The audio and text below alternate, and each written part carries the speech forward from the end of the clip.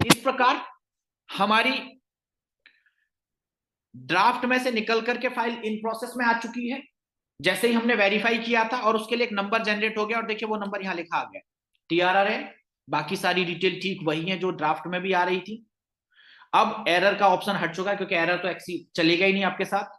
ECR file जो आपने upload की, स्टेटमेंट जो PDF हमने डाउनलोड करके देख लिया वही है, बदलेगा नहीं। अब आपको करना है चालान प्रिपेयर। मजेदार बात, कुछ नहीं करना हमें, बन चुका है चालान। तो कैसे, तो देखिए अब मैं करूंगा जैसे ही डियर प्रिपेयर चालान पर क्लिक, फिलहाल ये डिस्प्ले जो आपके सामने है पूरी समरी के तौर पे आ रही है। ऊपर कंपनी की डिटेल, मतलब जो हमारे ECR स्टेटमेंट का पहला पेज था लगभग लगभग वही है। उसके बाद देखिए ECR की समरी के तौर पे कि ग्रॉस वेजेस जो आपने सीट अपलोड की है 5,88,904, आपने जो अपलोड किया है EPF वेजेस 3,38,904, EPS वेजेस 3,08,904। अब देखो EPF और EPS वेजेस में फर्क, वो दो लोगों का 15-15 बोले तो 30,000, देखो वही 30,000 का फर्क है, 3,38 और 3,8। अच्छा, EDLI वेजेस बिल्कुल सेम। और देखिए UN काउंट, आपने जो शीट अपलोड की उसमें कितने लोग हैं, तो देखिए एम्प्लॉय PF के लिए 27, एम्प्लॉयर PF के लिए 27, लेकिन पेंशन के लिए 25 और EDLI के लिए भी 27। और आप बड़े ध्यान से देख सकते हैं यहां पर कि क्या हमारा EDLI का कोई कॉलम था जो हमने कैलकुलेट किया हो वहां, जरा सोचिए और बताइए। नहीं था। हमारी ECR शीट में जो 11 कॉलम्स थे, क्या उसमें कहीं भी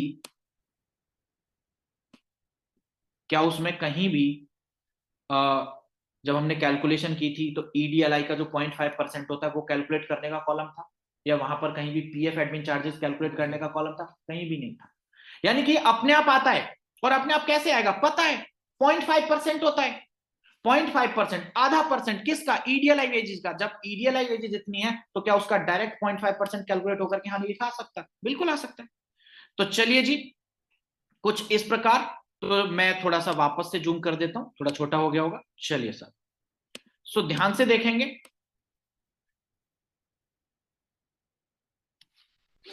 हमारा एम्प्लॉय की तरफ से PF इतना है, कंपनी की तरफ से PF में इतना है, पेंशन में इतना है, और देखिए EDLI अपने आप आ चुका है। क्लियर है? अब चलिए इस तरफ, तो यहां देखिए जो ऊपर कॉन्ट्रीब्यूशन आ रहे हैं उसी की समरी है। Total EPF contribution employee share. याद करिए जब मैंने सिखाया था तो PF के कॉन्ट्रीब्यूशन के लिए अकाउंट नंबर क्या था? Account number 1। तो देखिए सामने लिखा रहा है अकाउंट नंबर 1, पूरा का पूरा 40। क्या कोई बेनिफिट मिला है सरकार की तरफ से? नथिंग। तो ठीक है। क्या कोई ABR में बेनिफिट मिल रहा है? नथिंग। तो ठीक है, पूरा का पूरा पेबल है। उसके बाद EPS कॉन्ट्रीब्यूशन पेंशन स्कीम में 25,734, कोई बेनिफिट नहीं है किसी भी स्कीम में, पूरा का पूरा पेबल है। कंपनी की तरफ से जो PF में जाता है जिसको डिफरेंस करके लेते हैं, कैलकुलेशन के समय भी सिखाया था और वैसे भी। और देखिए EPS के लिए अकाउंट नंबर 10 है और PF के लिए अकाउंट 1 है, चाहे किसी भी तरफ से जा रहा हो, एम्प्लॉय की तरफ से जा रहा हो चाहे कंपनी की तरफ से जा रहा हो। 14,932, कोई बेनिफिट नहीं, पूरा payable. EDLI contribution account number 21, 1,691 रुपए, ऑटोमेटिक कैलकुलेट होकर आ रहा है, पूरा जाएगा। टोटल EPF चार्जेस एडमिन अपने आप कैलकुलेट होकर आया 1,695 रुपए। मोरलेस दोनों में सेम है, 4 रुपए का डिफरेंस है, राउंड ऑफ की वजह से है, दोनों ही 0.5% होते हैं। तो हमें पूरे चालान को प्रिपेयर करने के लिए डियर कहीं भी कुछ भी मैनुअली नहीं डालना, सिर्फ ECR ठीक ठीक बना के अपलोड करनी है। हाँ, ये 3 डिटेल जरूर प्रोवाइड करानी है हमें, और वो 3 डिटेल हैं कि टोटल कितने एम्प्लॉय हैं आपके पास उस महीने में। तो चलते हैं जी फटाफट से पेरोल में। तो हमने देखा हमारे पास पेरोल में थे टोटल 30 एम्प्लॉय, पेरोल में टोटल 30 एम्प्लॉय, जिसमें से 27 का डाटा अपलोड कर दिया, 3 बचे जो एक्सक्लूड हैं। और वो 3 कौन से हैं? ये रहे ना 3, 2 एग्जेम्प्टेड ये रहे, 1 एग्जेम्प्टेड ये रहा। करेक्ट? तो चलिए जी, हमें यहां पर अपने पहले पॉइंट पे बताना है total number of employees in the month 30। Number of employees excluded, कितने लोगों को छोड़ रखा है आपने? 3 को। अब आप समझ सकते हैं 3 को छोड़ा हुआ है, 27 की सीट अपलोडेड है ऑलरेडी, सारे लोगों का डाटा गया। अब सबसे लास्ट पॉइंट में पूछा जा रहा है gross wages for excluded employee, जो 3 लोग हैं जिनको छोड़ा है उनकी ग्रॉस कितनी है। देखो बाकी 27 की हम बता चुके हैं, ये आ रही 5,88,000 क्योंकि ईसीआर में कॉलम था। चलिए जी कोई बात नहीं है, हम पहुंचे फटाफट से पेरोल में।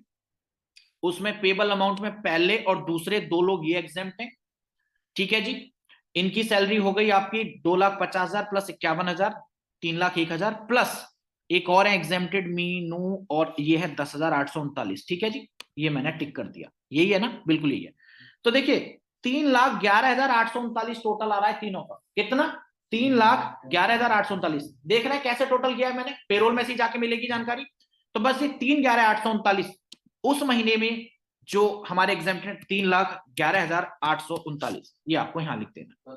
ज्यादा हो गया जी, चलिए एक 3 ज्यादा हो गया, कम कर दिया, बिल्कुल ठीक है।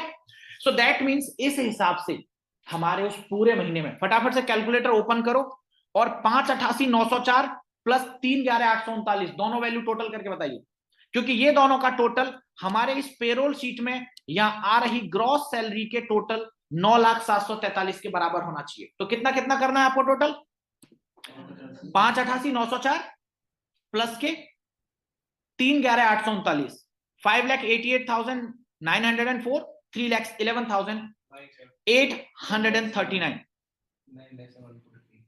कितना जी? 9,07,743। देखिए आपके पेरोल शीट का जो ग्रॉस कॉलम है उसका ग्रैंड टोटल इतना ही है, दैट मींस मैच है।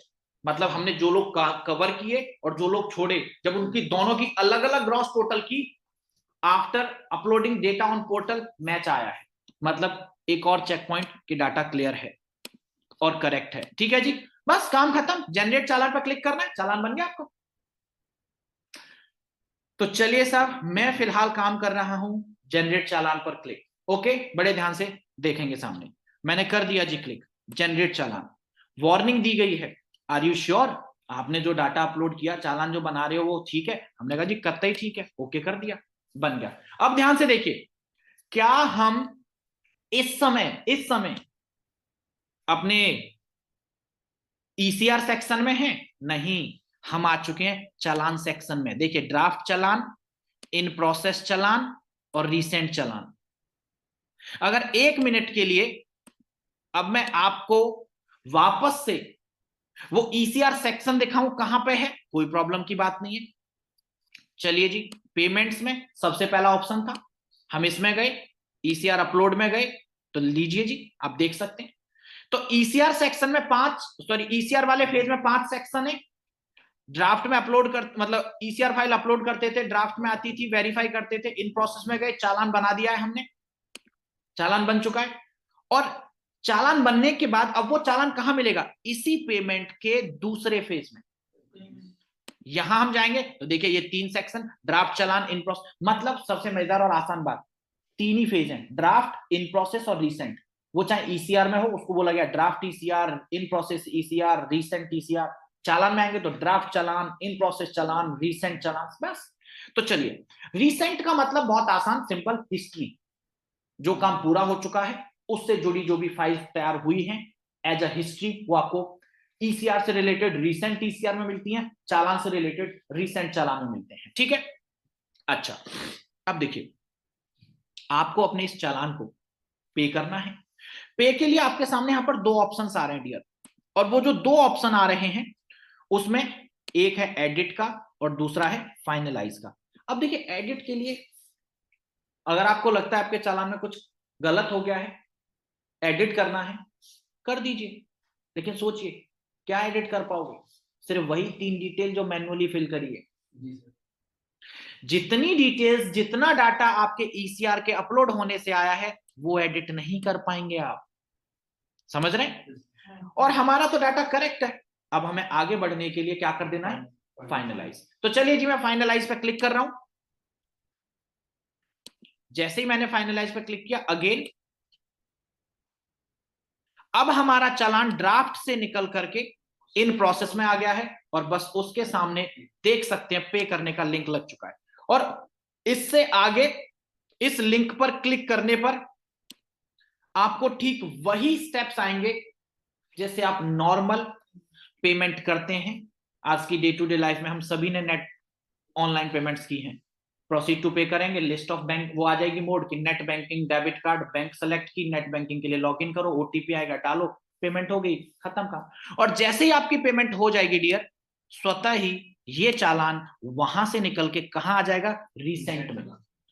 उसके लिए सीआरएन जनरेट हो जाएगा, चालान रेफरेंस नंबर, चालान रिसिप्ट और पेमेंट रिसिप्ट आ जाएंगे। हालांकि चालान रिसिप्ट ऑलरेडी आ चुकी है, but after payment payment receipt भी आ जाएगी और वो आपके रिसेंट चालान में आ जाएगा। और जैसे ही यहां पेमेंट करेंगे, इंटरेस्टिंगली ऑटोमेटिकली आपके ईसीआर सेक्शन में जो आपकी ईसीआर है वो यहां इन प्रोसेस में से निकल करके रिसेंट में स्विच हो जाएगी और उसका स्टेटस आ जाएगा पेमेंट कंफर्म्ड, कि हाँ जी पेमेंट हो गई ऑटोमेटिकली। अब आपको कुछ नहीं करना है, अब आपको बस पैसा पे करना है। क्लियर है पूरी प्रक्रिया? तो डियर, इस प्रकार हमारी ईसीआर शीट प्रिपेयर होकर के अपलोड होती है, स्टेप बाय स्टेप पूरा प्रोसेस इस तरह कंप्लीट होता है।